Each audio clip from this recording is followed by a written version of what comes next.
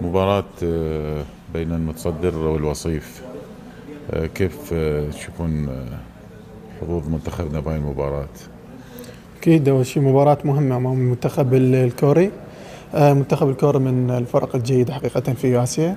مباراة علينا احنا كلاعبين نقدم مستوى يليق انه باسم اللاعبين، باسم الكادر التدريبي، باسم العراق.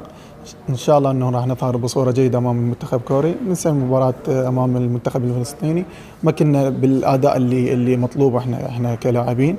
الان يعني تنظر مباراة صعبة، واكيد المنتخب الكوري مو مثل المنتخب الفلسطيني، يعني مع احترامات انه المنتخب الفلسطيني.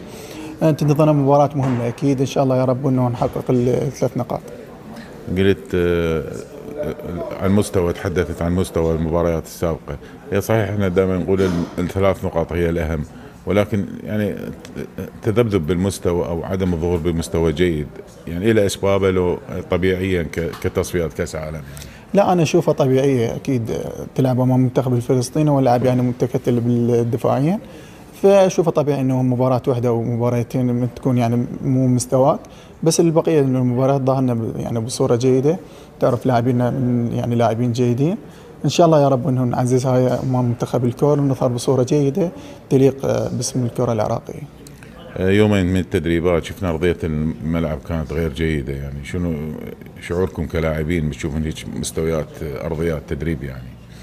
أكيد الملعب ما كان يعني بالصورة المطلوبة حقيقة.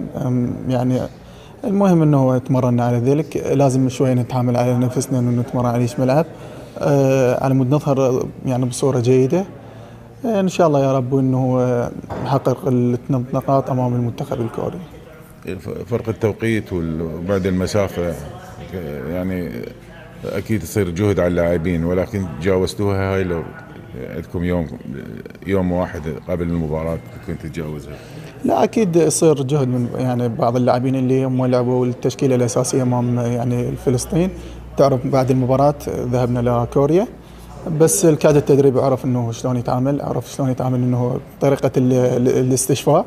بقى اللاعبين يعني في فندق، خذ يعني مجموعة من اللاعبين اللي ما اشتركوا في مباراة فلسطين، فاعتقد انه جاهزين يعني 100% لمباراة كوريا. شكرا باي حبيبي.